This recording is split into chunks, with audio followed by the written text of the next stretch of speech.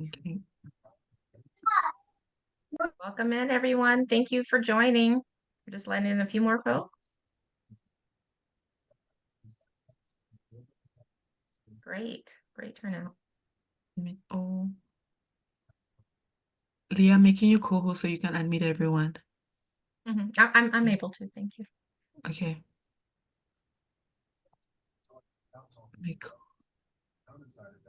Yeah.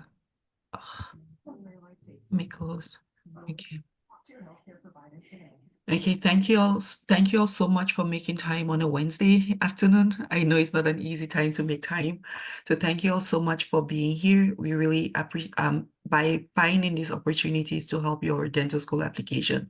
It shows that you're really dedicated to this profession and not almost as dedicated as our mentors that give so much of their time to be able to help you in this process. For a lot of us, we've gone through this process before and it is not easy. There is a lot of stuff that is involved. There is a lot of stuff that is not easily shared. There is a lot of information online, but it's very hard to filter out what works or what is true and what isn't. My name is Luma. I am the Vice President of Diversity in Dentistry Mentorships, and I'm also the programming chair and I'm also the committee chair for programming. So I really appreciate you all making the time to invest in your future by spending this time with us. I am really honored today that Dr. Hilaire rushed from the clinic to be here. So I'd like for her to say a brief hi. Sure. Thank you. Thank you. And good evening, everyone. I am so excited about this webinar and even more excited that we have an expert panelists here to really help you along led by the one and only Dr. Octavia Miller. Thank you so much for all of you joining us here. Our goal with Diversity in Dentistry Mentorships is twofold. We really want to reach our youth early to let them know that dentistry is for them. And we really want to help our pre-dental students like you get the opportunities to help you succeed. The talent is there, the resource is there, but sometimes we just need a little bit of guidance to help us. It's not always the same for everyone, and we know that to be true for students who are from underrepresented groups. And we know we need to diversify the dental workforce so that we can improve the access to care and improve patient outcomes. And so dentistry needs you and we are here to serve you. So I won't take up any more time because I know you're here to get all you can to master this application cycle so that we can see you here in dental school and beyond. Thank you, Luma. Thank you. Thank you so much. Just a little bit of housekeeping. The applications to be matched with a mentor closed on the 1st of this month. And you're going to be, if you did apply, you're going to be matched with a mentor by the 15th. Also, I will send out the attendance as well as the scholarship application. So we do have the monthly $500 scholarship. The application will close on the 15th. And also, I do know for like this month, there was a lot of back and forth regarding what the topic is. The topic for this month is filling your application. The topic for next month is preparing you for your interviews. We also have the mixer that is going to be next Saturday. And we have the one and only Houston Press, Dr. Eva Baldridge, talking to us about prosthodontics. It is not just for dental students. If you're a pre-dental student as well, it is important to attend, to prepare yourself for what the options are in dental school. However, as someone that was a non-traditional student, I relied a lot on like the people I could trust on social media. And I am like really excited that one of the accounts that I followed a lot. And that was very helpful without knowing Dr. Octavia Miller. She's here as one of the moderators and she brought some of her mentees as the panelists. So I'll hand it over to her to introduce herself and continue with the webinar as she sees fit, because I know she's better than what I could come up with. Thank you, Dr. Miller. Oh, goodness. Hello. Good evening, everyone. We're going to go ahead and just get the ball rolling. There's a lot of information to take in, so I hope you're going to take some notes. For those of you that don't know me, I am Dr. Octavia Miller. I graduated from East Carolina School of Dental Medicine just last year in 2023. I am now practicing in Charlotte, North Carolina. I'm a North Carolina girl through and through, but I have friends all over the country. So some information that you may get today may be specific to a one place. So hopefully we can answer those nitty gritty questions for you. The panelists that you have tonight come from all kind of different backgrounds. I too was a non-traditional student. So almost every story that you've heard of, I've probably done it. As well as your panelists, they also have just different perspectives. So one thing to really keep in mind is that your story is your story. It's just how well you put it together. So let's just go one by one and introduce our panelists. So you can hear who you're hearing from. I'll call in the first person, and then you all call in someone next. Let's start with Raven. Okay, good evening, everyone. I am Raven Funderburk. I am a recent graduate from North Carolina A&T State University in Greensboro, North Carolina. I graduated with my Bachelor of Science in Biology degree, and I am an incoming D1 at East Carolina University School of Dental Medicine. And I'm originally from Charlotte, North Carolina, which is where Dr. Octavia practices. Next, I will call on Charlotte. Hey y'all, I am Charlotte Palmer. I am a D3 at the MUSC College of Dental Medicine in Charleston. I graduated from Spelman College in Atlanta, Georgia in 2022. Yeah, I will call on Eli. Of course. What's up, everybody? My name is Eli. I'm from Baltimore, Maryland. I go to Boston University Goldman School of Dental Medicine. I'm a D4. And I went to University of Maryland College Park for undergrad, and I did a post-bac program at George Mason called George Squared. And I'll call on Lativia.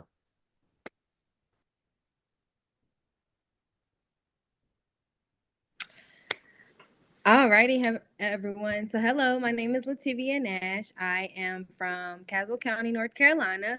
I graduated from UNCG in North Carolina in 2019. I did a master's program at Barry University in Miami, Florida, and I graduated in 2022. And here I am, a D3 at East Carolina School of Dental Medicine. Awesome. Awesome. Thank you all for introducing yourselves. So let's jump right into some questions for our attendees. Feel free to ask questions in the chat or raise your hand. We'll kind of get the ball rolling with just some general questions, and then you can ask your specifics in between. All right. So just for starters, everyone, so the application not only looks, but is just very overwhelming. Where would you tell someone to start? Anyone can answer. I would start with that personal information tab. I mean, it's not that hard to think of what your name is and your address. So just knock that one out. You could probably do the whole thing in like one sitting, and it's not too daunting. And you'll feel like you got something done. So that's where I would start. Personally, I started in March. I think the application opened in May. I started in March with my letters of recommendation. Ask your, make your connections, get everything that you need early so that you can go ahead and have those letters of recommendations. You don't want to I don't know, aggravate your recommenders at the last minute saying like, hey, I need this done by XYZ. So just go ahead and try and get those letters of recommendation done. I think it's a dentist, a teacher, and then someone else. I personally had a dentist and two of my professors from college that I made great grades in their class. So find someone that can write a strong letter of recommendation like in your favor. Yeah, so it sounds like you're saying start early, and starting is even before the application actually opens. I definitely agree with just kind of taking it step by step, tab by tab. Some things that I found super helpful was to just kind of write out a list of all of my activities. So once you get in there, you kind of already have your little sheet and you're just kind of importing stuff over versus trying to find what you did when, and it was 4 years ago or something like that.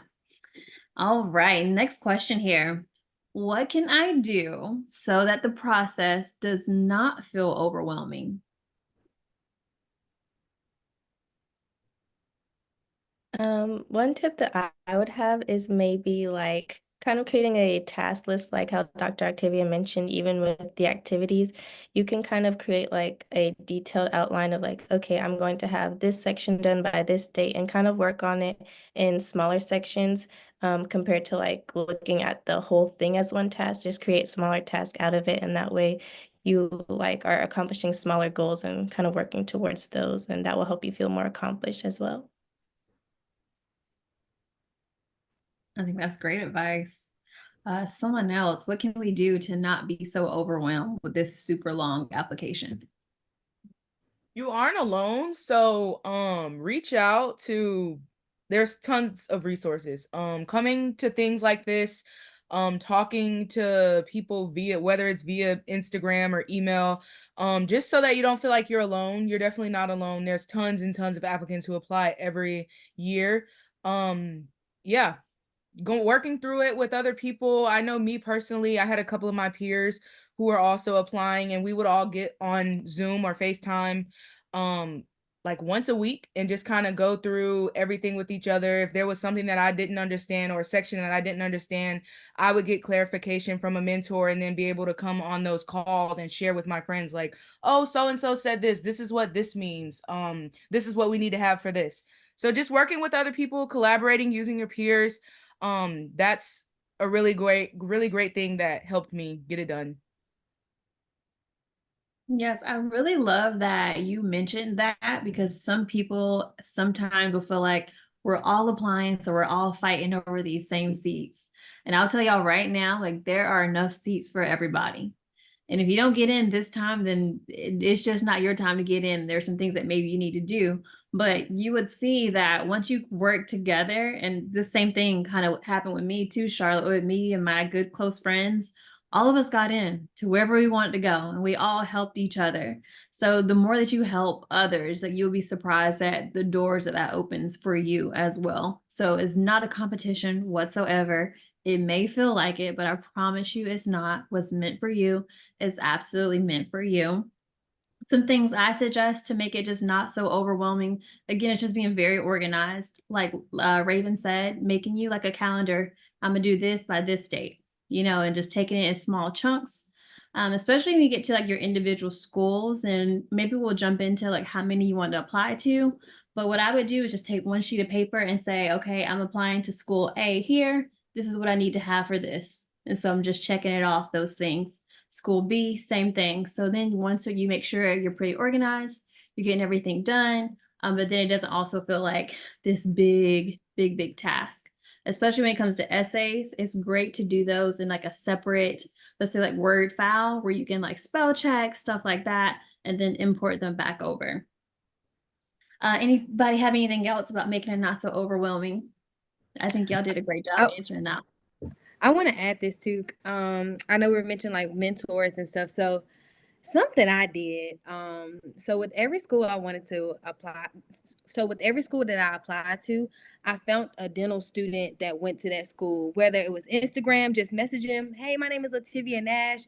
I'm interested in your school. Do you mind, in a way, asking them to be your mentor? And so also it lessens the stress on your mentors when it comes to writing, or them having to edit your personal statements or edit the questions from whatever school you want to go to.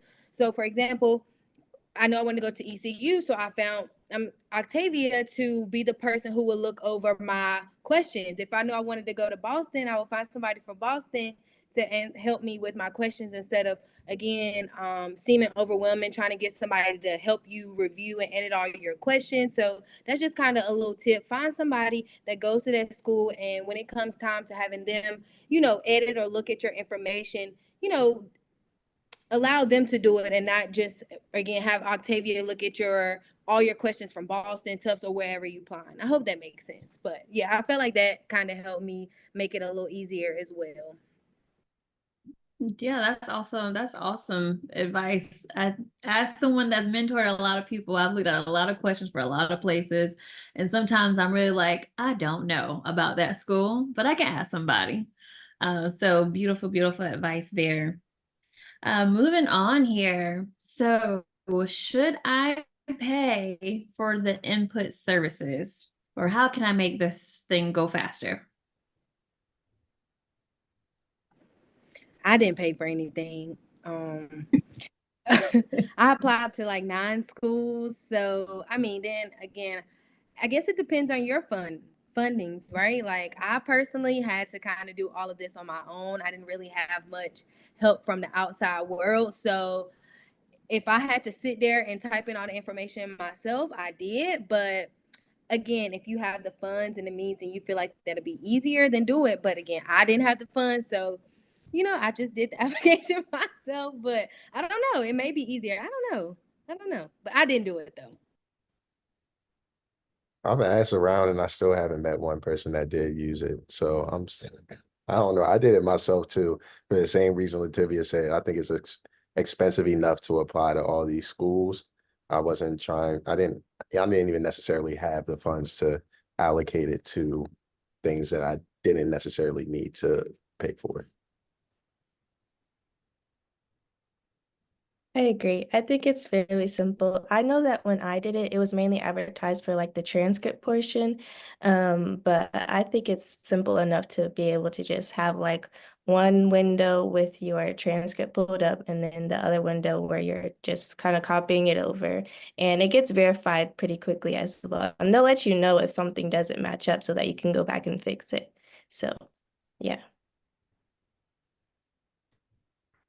I kind of agree. Like no one knows your course flow like you do, right? And I don't know if it's like machine generated or not, but if you want to make sure it's right, you do it yourself. And you'll find that my motto for everything in life is don't be lazy. There's no shortcuts. So why not? Let's take some questions here from the chat a little bit. So for the experiences section, should we use the full 600 character count?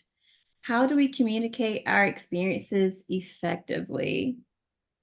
So would you use all the space that they give you, essentially?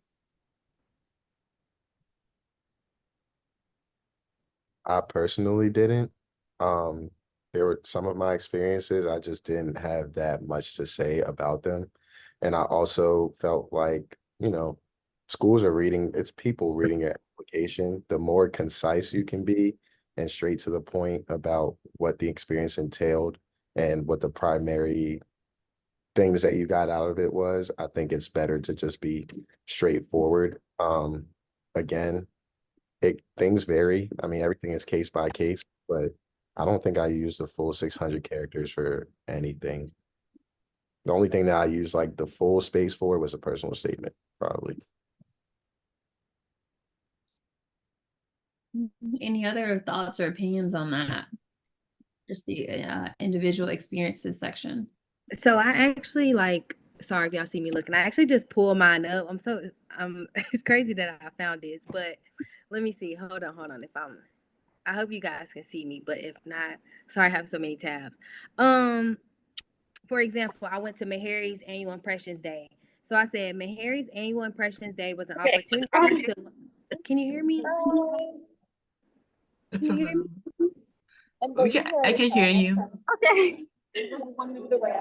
Okay. I know, okay. right? If everyone could just mute their mic, please. All right, I'll see you. Bye. I'm sorry, you guys. Can you still hear me though? I had to I can close hear it. you. I muted. Okay, perfect. So again, I went to Meharry's Annual Impressions Day, and for my experience session, I just said Meharry's Annual Impressions Day was an opportunity to learn more about the school and connect with current dental students and faculty. All participants was given a virtual tour of the school and split into different breakout sessions. The breakout sessions included application tips, personal statement reviews, mock interviews, and DAT preparation. That's all I put. So I don't think that was 600 words. And some of that stuff is kind of. I think those additional questions, it really depends on what you have to write. Like if it's going to make a difference to your application, write it. If it's not going to make a difference, leave it out. Especially since everything is so limited. If you feel like it's going to help you, do include it. For instance, there is like very limited places to talk about some extracurricular activities or other involvement, such as, especially for non-traditional students. If it's something that you think will benefit your application, include it. If it will be rambling or if it will be monotonous or repetition, do not include it. Agreed. I agreed. Did you want the next question? Yeah, sure. I'm going to go to another question from the chat here. Do you have any experience with sending letters of intent to admission committees, or what are your opinions about them in general? So I personally serve on MUSC's admissions committee. So like this past year was my first year doing it. And I kind of got to experience like how MUSC judges things like this. We got tons of letters of intent. I personally read 2 or 3 of them. And I will say that the people who wrote letters of intent, we just did their orientation yesterday. They were in the class. So I personally think that it's beneficial if you want to. I would also say to reach out, like if you haven't heard anything, reach out to the head of admissions at whatever school you're applying to that you're worried about, like you haven't heard from, and just kind of ask like, hey, did you receive all of my application? Am I checked off? Is there anything else that I could possibly send or that you need from me so that my application can be complete? Whether or not you get a response from that will kind of determine like what you do next. If you don't get a response from that, then I would go forward with sending a letter of intent. But yeah, I personally think that they are beneficial. I've read a couple this past year being on the admissions committee, and like I said, the people who wrote them they made it into the class and they were waitlisted. So that could take you from being a waitlisted applicant to actually being a part of the class. Yeah, for sure. One more person. Any opinions on letters of intent? I definitely wrote one myself. And here I am. So I mean, it's no shame in my game. I'm not too scared to let them know, hey, I'm still here and I want to go here. It might get you in. I mean, at this point, you already spent the money. You should do whatever you can, in my opinion. Shoot your best shot, right? Yeah, for sure. Charlotte, you brought up a good point there. That actually happened to me in my application cycle, where there was a school I was really interested in and I was getting interviews everywhere else and I hadn't heard back. And I'm like, I know this is pretty good. Like, what's going on? So I reached out. I'm like, hey, did you get everything from my application? Turns out something from AADSAS didn't get sent over. And so they went and looked in the back and they're like, okay. And then the next week I had an interview. So sometimes, those kind of things happen. So don't be shy about just waiting and waiting and waiting. Sometimes just reach out and make sure everything got pushed through. And again, like Charlotte said, however that correspondence goes, then you might have to do an extra no, but really, I really want this and I'm really ready and whatever I need to do, I'll do it. Okay, moving on here. Just reiterating something Dr. Lila added, always send a letter of intent. Like for me, it's an always thing. And when you do get an interview, go with thank you cards. They have like bulk thank you cards. Go with bulk thank you cards, handwrite a thank you card during your interview. If you talk to someone, if you have the chance to go on campus and meet someone, have a thank you card, handwrite it and leave it there. It is a lot easier than trying to find a contact number and email to send it. Write a letter of intent, have the thank you card. Yes, nice personal touches. Okay. Are there any personal statement topics or things that you would recommend avoiding? Dun, dun, dun. I would say just, oh, you can go ahead. Are you sure? Okay.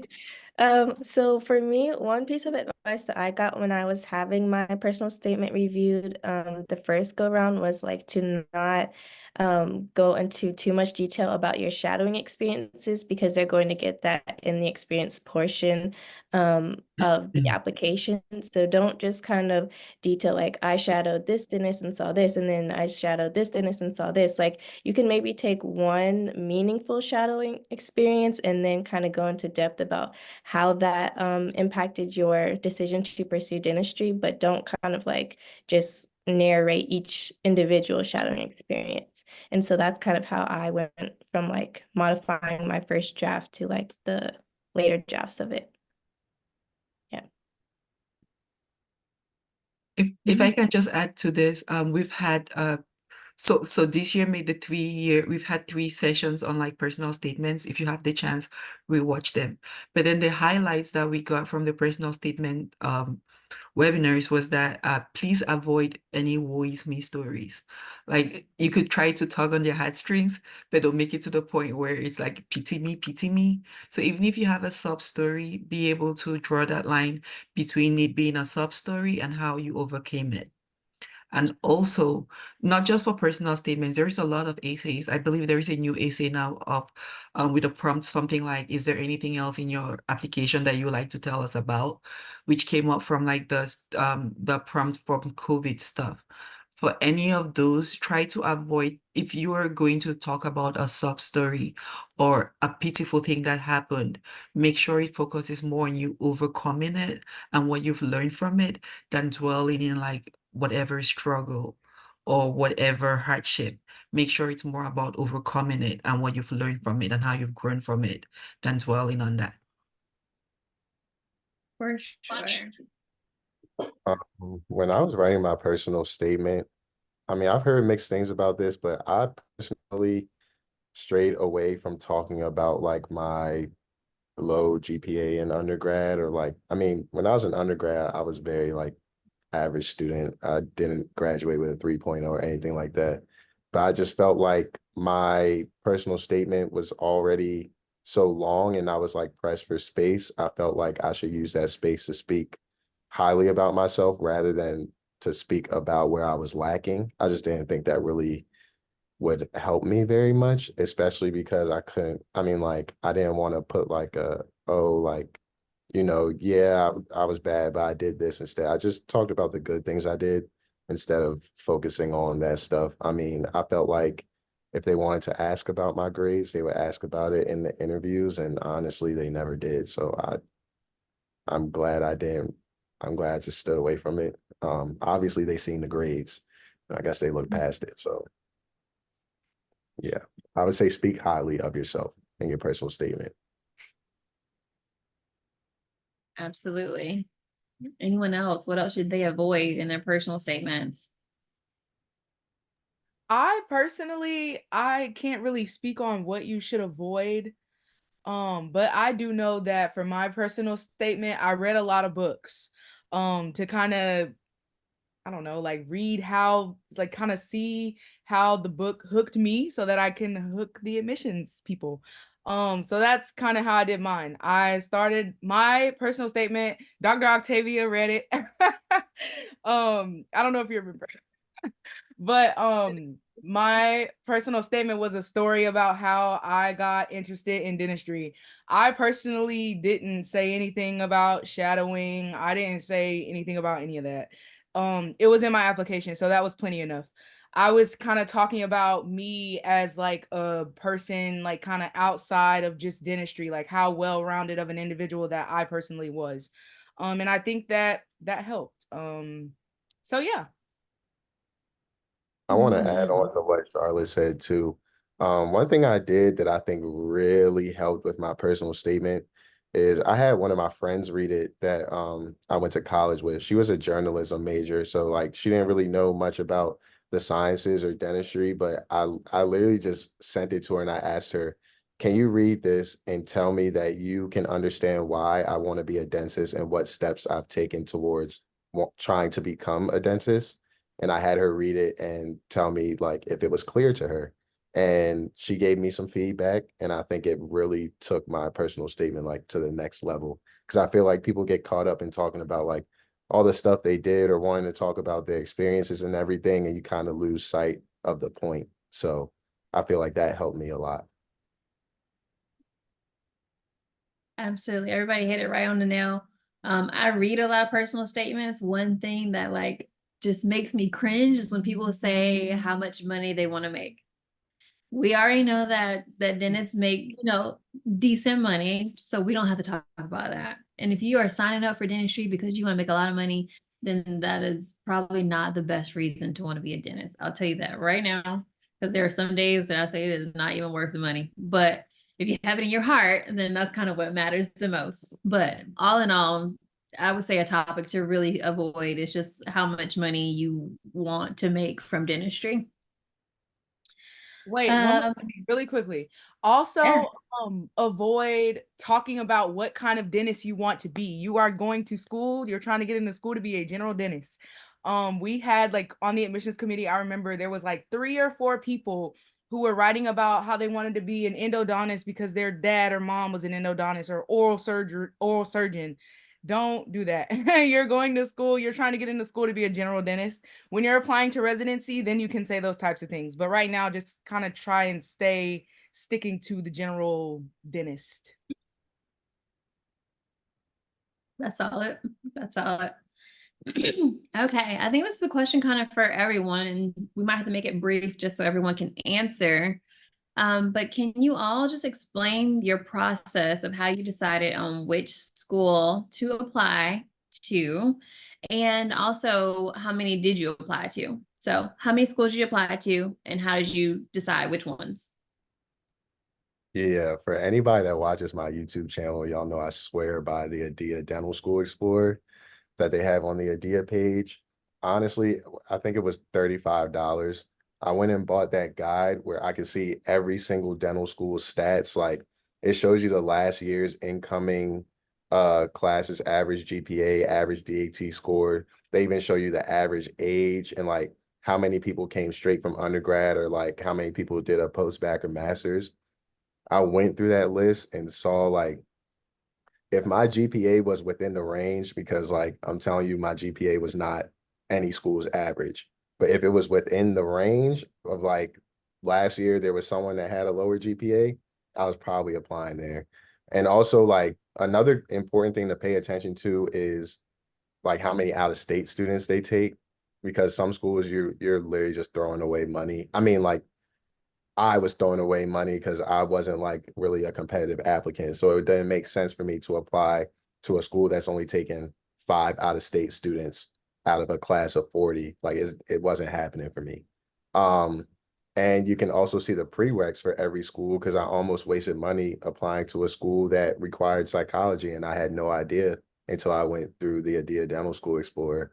And I was like, I would have threw away $200 just like that, just for that $35 saved me $200 down the line. So I think that's a good place to like see every school and see where you fit in, and you can make your list based off of that.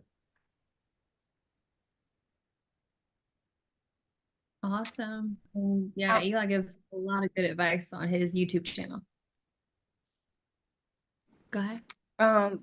Sorry, for me personally, I applied, so I was a reapplicant, so I applied to like 9 schools, just kind of wanted to make sure I got in somewhere. Of course, I applied to like my in-state schools and just kind of along the East Coast, HBCUs, Meharry Howard, ECU, UNC, and just also being at Berry, I feel like we kind of not really have connections, like it's guaranteed, but I feel like there are certain schools that come there a lot and you kind of connect with. And so I applied to those schools because, of course, you know, as a Berry student, like, I don't know, I just feel like it was common sense to apply to those schools. But yeah, I mean, you want to just apply to the schools that you know you really want to go to, or at least would go to. Also think about cost. ECU is one of the cheapest dental schools, so that's why I chose, like, I knew I really wanted to go there. But yeah. Personally, I made a mistake. I like applied to, I think 5, but I only did supplemental applications for 2. Don't do that. And the reason that happened to me was because, I don't know, I just got a little bit excited And after I like actually made, so what I did was made a Google spreadsheet of pros and cons and things that I personally wanted out of my dental school experience. And that's how I narrowed them down to the school that I currently go to. But when you go to impression days, you like join a school's webinar, all those things, take note of the things that those students are saying. Like, do they look genuinely happy? Do they look miserable? Also another big thing for me was communication. If I'm reaching out via email and I'm never getting a response, like what does that tell you about the school? So yeah, whatever, that's what I did. I made a pro con list. Like I said, don't make the mistake of applying to all those schools before you know kind of everything about, the school. But yeah, that's what I did. Avoid my mistakes. And for me, I only applied to 4 schools, but I kind of knew going in that ECU was my number one choice. Unfortunately, I was able to get an acceptance there, but I didn't want to put all of my eggs into one basket. So I did apply to a couple of others that did interest me still. As an HBCU student for undergrad, I applied to Meharry and Howard as well, and then Virginia Commonwealth, with that being not too far. I didn't want to go too far from home. So with VCU being not too far from North Carolina, I applied to that one as well. But then I agree with like going to the impressions days and like doing summer programs with the schools. I think that really helps you get a good idea of what the school has to offer and what the culture is like, and allows you to see, like, I can see myself here. And that's what I saw at ECU. So that's kind of what led me to really want to go there. All right, very nice. So if anyone's taking notes, kind of what we got out of that was 1, location, 2, cost, 3, just your stats and where you are compared to that school, and feels like vibes. That's a really, really big deal there. So thank you all for answering that question. And it sounded like our range went from completely 2 schools applying to about 9-ish. So whatever that number looks like for you may be a little bit different. I personally, I think I applied to maybe about 5 or so for the same reasons as everyone else. Like, I went to the schools that I had connections at already that I could really truly see myself being at. And that was my second time around also. Let's see here. Howard has a 3 supplemental essay with a 5,000 character count maximum, which is more than the 4,500 for the personal statement. Should we aim to reach that 5,000 character limit for the Howard supplemental essay? I say Lativia, no. your head now. Okay. I'm laughing because, believe it or not, Howard was the one school who supplemental I did not do because it was so long. So like looking at that, I'm like, who wants to? I'm not gonna say I don't have anything to say, but I was just laughing because, again, when I got to Howard's application, I was like, this is just too much, and I didn't apply. So, but don't be me. Don't be me. I It feel can like be we've done. had a lot of conversations about word count and character count. And I mean, frankly, I think that you shouldn't force anything. I mean, if you feel like you were running out of space in your personal statement and you had other things you wanted to say, then sure, because you have more space.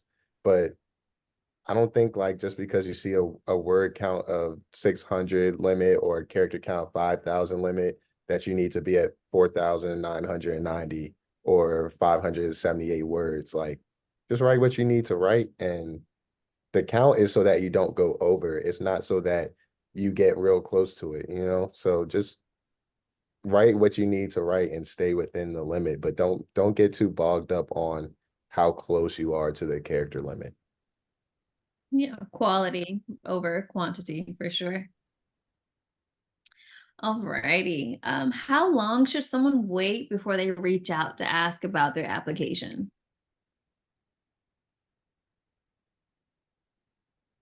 So I can put it in perspective. I know that I applied. My application was deemed done at the end of July, beginning of August. That's when I took the DAT. and I didn't hear back until February. So the process can range. It really can. I sent my first email in November because I had heard about other people getting interviews and I hadn't gotten one yet. So I reached out to the person that I knew at the school and she said, yes, like your application is completed. Just wait. Like I promise we're gonna get back to you. Like you'll know if you got accepted or denied by XYZ date. And I knew by XYZ date. So I would say like stay, that's what another thing, like stay in cahoots with, you know, other people who may be applying to the same school as you or maybe different school, just to kind of, you know, see, maybe they get an interview and you're still waiting. That can kind of tell you, okay, maybe I should email and just make sure that everything is okay, make sure that everything is completed, they got everything. So yeah. So that collaboration piece again. Anyone else, kind of what was your timeline on waiting before you reached out? For me, I didn't really reach out to any schools after applying, but I did reach out after taking my DAT to kind of get an idea if they thought if my scores were competitive enough. And I did get like mixed feedback. There was one person who told me that she didn't think that my scores, like she was kind of concerned about some of the scores, but I ended up getting an interview from the school. So I would say kind of get like mixed opinions, and at the end of the day still go with your gut, even if I mean, be realistic with yourself, of course, but at the same time, if you know that you are well-rounded beyond just your DAT score, I say bet on yourself and just see how far you can get through the application process. Really nice. I agree, kind of what you said there in reaching out to people. Sometimes you have to be careful with reaching out to everybody on Instagram because sometimes we all think we know everything, but we are not the people making all the decisions. So there are admissions committees for a reason. Don't be scared of them. Their whole job is to answer questions just like that. And they are the people to say, like, I would advise you to retake it, or let's see, maybe you should go ahead and apply. So all in all, you can get all of our opinions all you want, but don't be afraid to reach out to those schools directly and just say like, hey, you know, what's it looking like for me? And they will gladly tell you. Moving on here. We'll try to answer this one. So any advice for international students about how to focus the application process, CV, and everything? I'm not sure any of us have any international experience per se, but maybe you all have any classmates or colleagues. Yeah, I can't necessarily answer that, but Boston University does have the largest like international program in the nation. So if you want to reach out to my email, I'll put my email in the chat. I can ask one of the students that are there now and have them like reach out to you because people in my school love to help. It's not really anything. So just send me like a quick email so I can connect you with one of the AS students, the advanced standing students, and get someone to help you out. Perfect. Thank you, Eli. And I feel like international or not, I mean, just focusing on the application process and the CV, I think the same principles apply with just, you know, reaching out, networking, being very disciplined, and getting through everything, and being very organized. I don't think you can go wrong with that either way, but definitely connecting with other international students that have probably gone through the process, is super beneficial. All right, we're going to move on to the next one here. Is community service, volunteering, research, and leadership very important? And if so, how many hours are recommended? We'll stop the question there. All right. I want to say yes, it's very important. That's actually going to be like one of the ways that you actually stand out. You know, your shadowing experience, volunteering experience. They're going to look at all of that stuff. I don't know like a set number. or I shouldn't say a set number, but I always heard, even when I was applying, to at least aim for like 100 volunteer hours, shadowing hours. But I would definitely reach out to admissions to kind of see what they say. But yes, all that experience, volunteer shadowing, all that stuff is very important, and that's what's going to set you apart. So, yeah, try to, do as much as you can. Definitely quantity over quality. No, quantity over quantity. I'm sorry, but yeah, you want to have a good amount of shadow experience and stuff, and it doesn't have to be all dental related. Like, do something that you actually enjoy. That way you don't mind going to shadow. Like, I loved working with the homeless people and stuff, so I didn't mind volunteering at food banks and stuff like that, because that's what I enjoyed. And I had a lot of hours, and I don't know for those. I'm also a dental assistant. Well, was a dental assistant, and a lot of my hours, like work experience, like I had so many hours because I was working for years, but that stuff counts as well. So you want to definitely make sure you're putting all of that stuff on your application.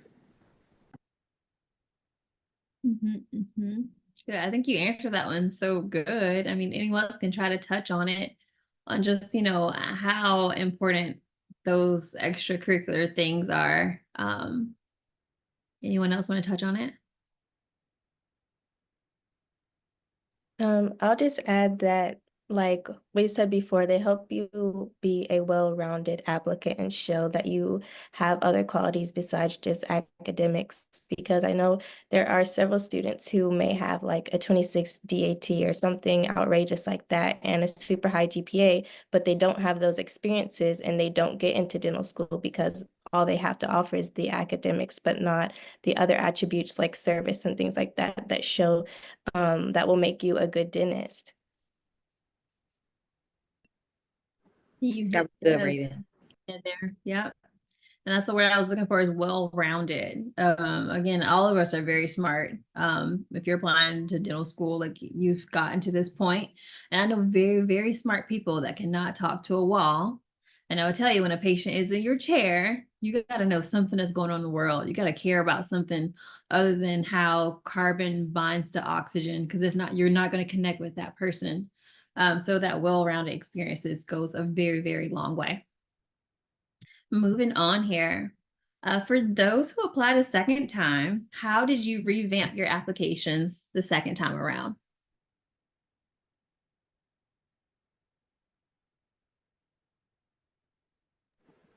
Am I the only reapplicant? Okay. You and me, girl. Oh no, maybe. You want to definitely make sure you're doing something differently. For me, it was actually going out. Getting my master, receiving my master's, and I retook my DAT and did really well. And I continue to work, and I, volunteered here and there. So, when it came to my personal statement, I kind of kept the same hook, but when it came to like the main part of it, like, I just told them that, I continue to do what I had to do. Like, I increased my GPA, I, retook my DAT and did well. You just want to make sure that you're letting them see that you just didn't do nothing, right? But you actually went out and did what you needed to do to make yourself a better applicant. So, and all you have to really do is just, again, put that in your application. And when I was saying, as far as my personal statement didn't change. I still, what I had written in 2019, that was kind of the same me, but again, I just added more stuff. So you want to just make sure you're adding that to your application. And I didn't reapply, but I think one important thing that Lativia probably did, might not have mentioned it, is like, don't be afraid to reach out to the director of admissions or whatever school and ask them where they think your application needs to improve. Because say they just thought your GPA was too low and you spent your year doing research and doing more community service instead of doing a master's or a post-bac, which would have been much more worth time, so afraid to reach out to schools and like reach out to directors of admissions and ask them, hey, I'm still interested in going to dental school. I would like, a time to meet, or maybe you can just quickly respond to my email and let me know what you think in my application needs to improve. That way you can spend your time wisely in that time before you reapply. And I just want to say this, you're absolutely right, Eli. I did that. I've been doing that since the beginning, just kind of meeting, you attending these like Go Dental recruitment fairs or impressions day or whatever. When you meet these people in admissions at these schools, like, get their contact information. And like Eli said, I used to call them even if I didn't go there, because I applied to Boston and Tufts, and I never been to Boston, but I knew Dr. Kasberg just because I typed in his email. I knew that he was a popular person at Tufts at the time. And again, I would just message them, hey, my name is Lativia Nash. I'll be honest, I told every school they was my top choice and I wanted to go there. And so I would just say, hey, I'm Lativia Nash. I'm really interested in your school. Do you mind talking to me and just kind of looking at my application? And they did just that, when it came to ECU, like they told me, like, okay, I had a low DAT score and a low GPA. So they were saying, like, you need to do a master's and retake your DAT. And I did exactly what they told them.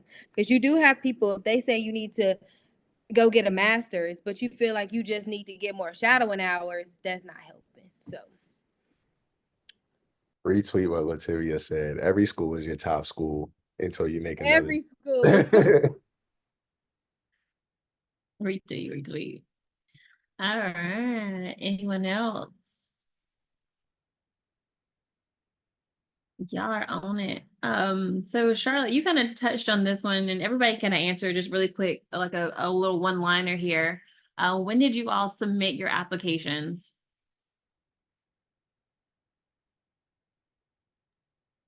I can go first. I did not submit my first application until around like Labor Day, which is early September. And my last one wasn't until like mid-September. But I know they definitely recommend, that's not what's usually recommended, but I did when I submitted when I felt I was the most confident in my application, and it still worked out. So even if you're not ready to submit, come like I think today is when it opened, like, or yesterday, if you weren't ready to submit, then just make sure that you are entirely confident in what you have rather than trying to rush just for the sake of saying you submitted it, but it's not your best work. So Good completeness. Okay. Next. I submitted like probably like a week after the first day you could submit. I had everything done though. Like I didn't have any reason to wait. I took my DAT like 6 months before. So like everything was ready to go. And like I said, I was trying to catch every advantage I could because transcript. Y'all be wondering how I'm here today. I mean, my DAT scores is probably why I'm here today, but still, I was using every advantage I could. I knew I had a little early submission, great recommendations. I was doing anything I could. I see you, blood piles. Dr. Golden, may you please mute yourself? Blood pile. All right.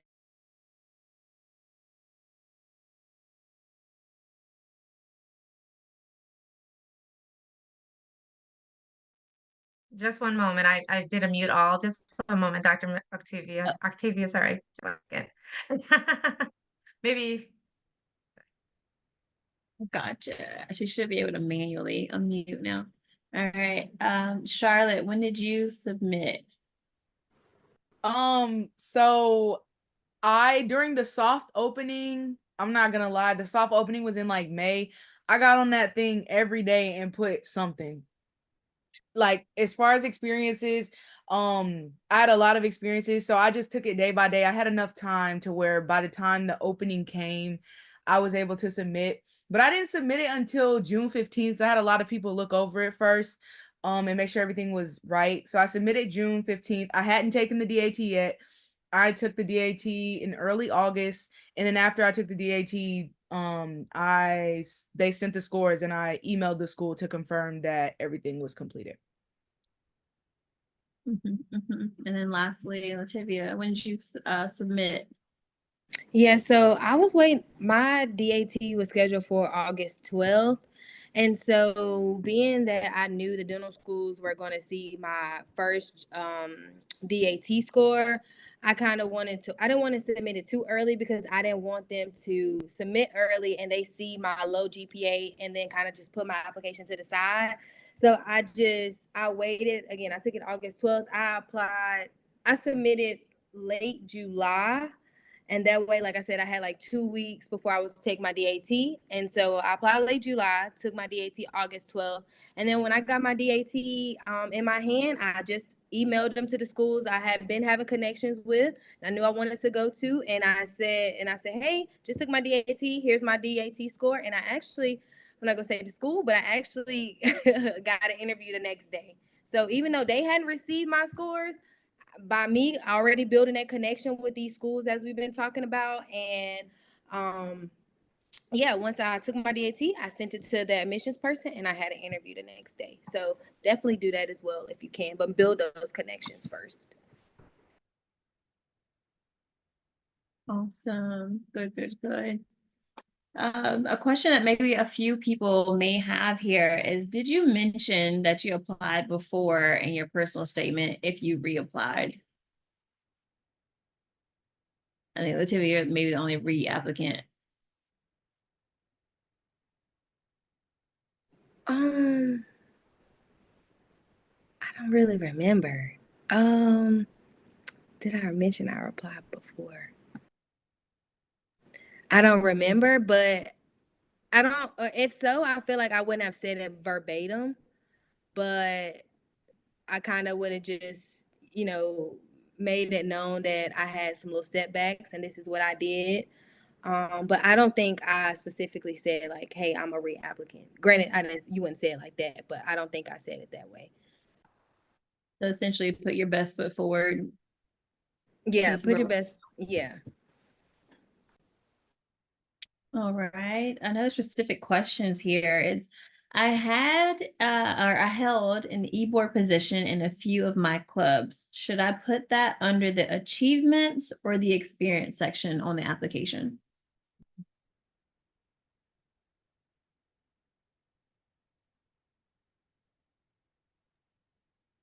I think that I put it under experiences and then just put like I served as president or vice president for this academic year.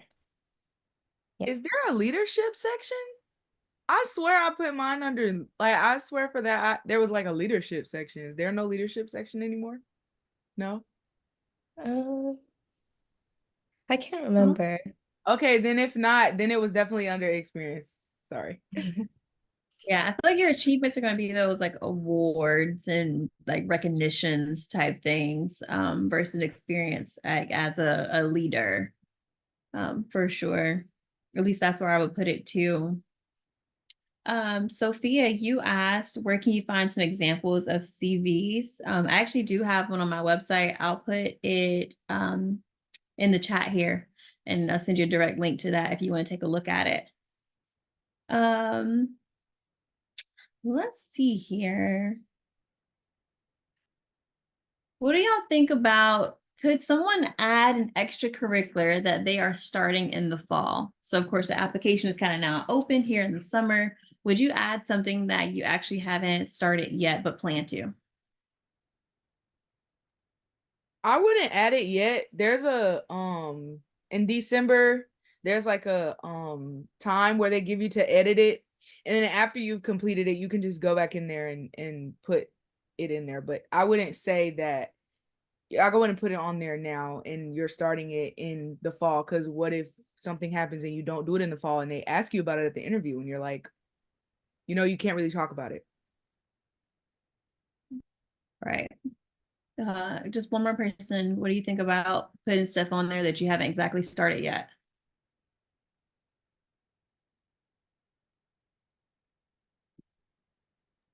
I agree with Charlotte. Very simple. Be very truthful. We are coming up on 9:30 here, well, East time here. So about an hour in. I know you all have like a million questions and there's like no way to answer them all.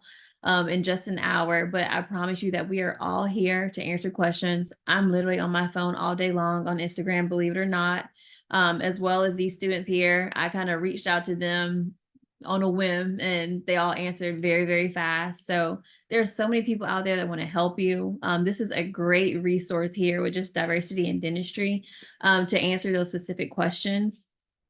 So any just kind of final things anyone want to say? My opinion and my advice to you is to take it one shot at a time. Be your true authentic self. Don't be lazy. Don't be lazy. Don't be lazy, and reach out for help. Anyone else?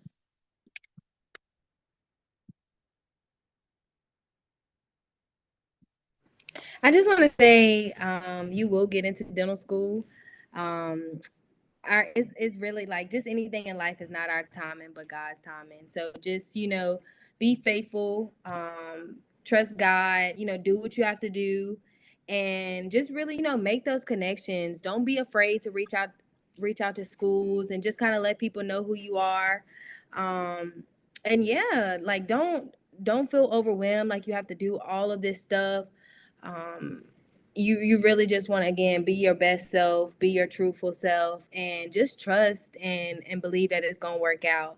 Because I'm a D3 now, and it's still like, it amazes me that I'm here, and I'm grateful and just thankful. And so again, just as long as you stay positive and true to yourself and continue to just pursue dentistry regardless of what obstacles you face, like, I promise you guys, you will get into dental school. Wow. I agree with those same sentiments. And I know you've probably heard this a lot, but do not compare yourself to others. At this point, you're running your own race. And just remember, like we said, you will get into dental school. So don't try and compare what so-and-so has for their DAT score, what GPA they have, because at the end of the day, you are the one that is trying to get into school. So you need to focus on how you can best achieve that and better yourself.